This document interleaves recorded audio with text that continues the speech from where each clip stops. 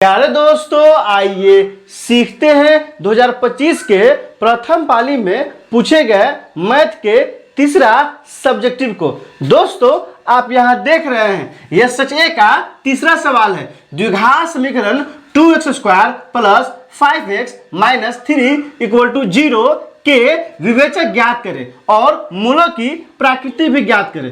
दोस्तों, डिस्क्रिप्शन में क्या किया है, 3 प्लेलिस्ट लगा दिया है। पहला प्लेलिस्ट है 2025 के प्रथम पाली में पूछे गए मैथ के सवालों का। दूसरा प्लेलिस्ट है बिहार बोर्ड द्वारा जारी मैथ के मॉडल सेट का।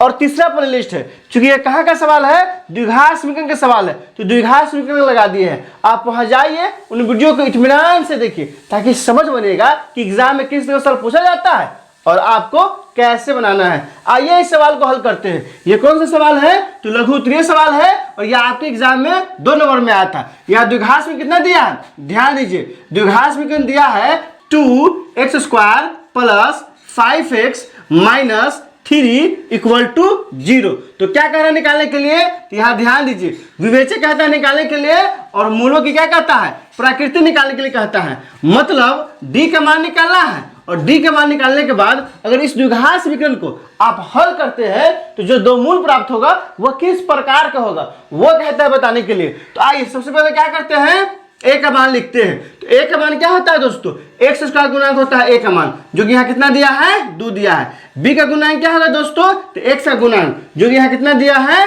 5 दिया है। और c का मान क्या होगा, तो अचर पद, जो कि यहाँ कितना दिया है, -3। तो d बराबर क्या फॉर्मूला होता है, तो d बराबर फॉर्मूला होता है b² माइनस 4ac होता है। तो यहाँ से b का मान कितना है दोस्तों, 5 है। तो क्या हो जाएगा, 5 का स्क्वायर माइनस 4, a का मान कितना है, 2 है और c का मान कितना हो गया दोस्तों, 3 हो गया।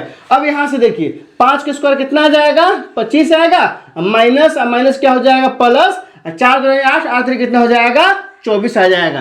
तो यहाँ से d का मान कितना निकल गया दोस्तों, तो दोनों को जोड़िएगा तो क्या आ जाएगा, 49 आ जाएगा। यही हमारा क्या निकल गया, d निकल गया। तो एक आंसर तो आ चुका है, लेकिन क्या कह रहा है, विवेचक तो निकाल दिए, लेकिन कह रहा है कि मूलों की प्रकृति भी ज्ञात करने के लिए, मतलब इस दोनों को हल करने के बाद क्या आएगा, किस तरह का मूल आएगा, ये भी बताने के लिए कह रहा है। तो यहाँ देखिए, चूंकि d क्या है दोस्तों, 0 से बड़ा है, इसलिए क्या होगा, मूल जो है ना, क्या होगा, मूल वास्तविक क्या हो जाएगा दोस्तों, वास्तविक, और क्या होगा, आप कमेंट करके भी बता सकते हैं, मूल वास्तविक और क्या हो जाएगा, असमान होगा। समान नहीं, क्या होगा, असमान है, असमान है।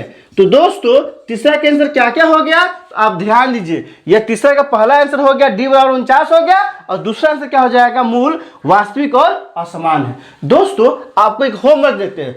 होमवर्क ये है कि आप इस द्विघात समीकरण को आप क्या कीजिए, हल कीजिए और हल करके इसका क्या निकालिए, मूल निकाल के हमें कमेंट कीजिए कि इसका 2 मूल क्या क्या आ रहा है। दोस्तों इसमें कहीं कोई दिक्कत है, आप कमेंट करके हमें बता सकते हैं। क्या आपने सीख लिया, कमेंट करके बताइए, इंतजार रहेगा। वीडियो अच्छी लगी तो लाइक कीजिए, मेरे चैनल को सब्सक्राइब कीजिए, ज्यादा से ज्यादा शेयर कीजिए। बहुत बहुत शुक्रिया।